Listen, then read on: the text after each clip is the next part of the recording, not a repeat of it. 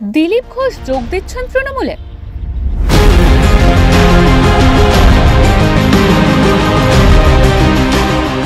না, এখনো বিজেপির এই প্রবীণ নেতার দলবদল করার কোনো খবর নেই, কিন্তু সম্প্রতি তার একটি মন্তব্যকে ঘিরে ব্যাপক চাঞ্চল্য ছড়িয়েছে।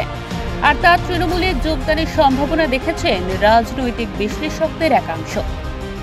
সম্প্রতি একটি টেলিভিশন চ্যানেলের সাক্ষাৎকারে দিলীপ ঘোষ বলেন, অভিষেক বন্দ্যোপাধ্যায়কে আমি রাহুল গান্ধীর থেকে ভালো নেতা মনে করি। রাহুল গান্ধীর চেয়ে অভিষেকের কথাবার্তা অনেক বেশি বুদ্ধিদীপ্ত। আমি তো অভিষেক ব্যানার্জিকে রাহুল গান্ধীর চেয়ে ভালো নেতা মনে করি। রাহুল গান্ধী প্রায় 30-40টা ইলেকশন ফেল করেছেন, হেরেছেন, আর তিনি রিজেক্ট হয়ে গেছেন এক প্রকার। তার কথাবার্তা ইত্যাদি চেতে অভিষেকের কথাবার্তা অনেক বুদ্ধিদীপ্ত মনে হয় আমার।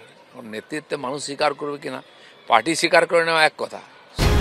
আগাগোড়া তৃণমূল বিরোধী, স্পষ্ট এবং আক্রমণাত্মক বক্তা হিসেবে পরিচিত দিলীপ ঘোষের মুখে এমন কথা শোনার পর বাংলার রাজনীতিতে শোরগোল পড়ে গিয়েছে। শুরু হয়েছে রাজনৈতিক চর্চা।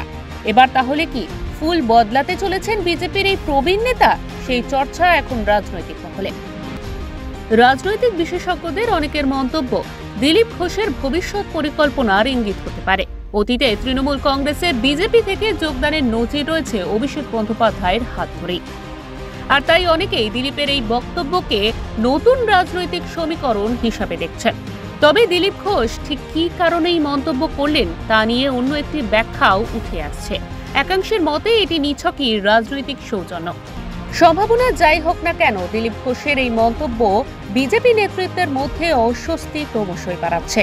এছাড়া সোজা সাপটা এবং আক্রমণাত্মক বক্তব্যের জন্য পরিচিত দিলীপ ঘোষ এবার তৃণমূলের সাধারণ সম্পাদকের প্রশংসায় পঞ্চমুখ হয়ে দলের অভ্যন্তরে একটি বার্তা দিতে চাইছেন বলেই মনে করা হচ্ছে। তবে এই বিষয়ে তৃণমূল কংগ্রেসের তরফে এখনো পর্যন্ত কোনো প্রতিক্রিয়া জানানো হয়নি এবং অভিষেক বন্দ্যোপাধ্যায় নিজেও অবশ্য এই বিষয়ে কোনো প্রতিক্রিয়া দেননি। দিলীপ ঘোষ কি সত্যি তৃণমূলে যোগ দিতে পারেন? যদিও এখনই এই বিষয়ে নিশ্চিত করে কিছু বলা সম্ভব নয়, তবে অতীতে দেখা গিয়েছে যে রাজনীতিতে শেষ কথা বলে কিছু হয় না। ব্যুরো রিপোর্ট, ওঙ্কার বাংলা।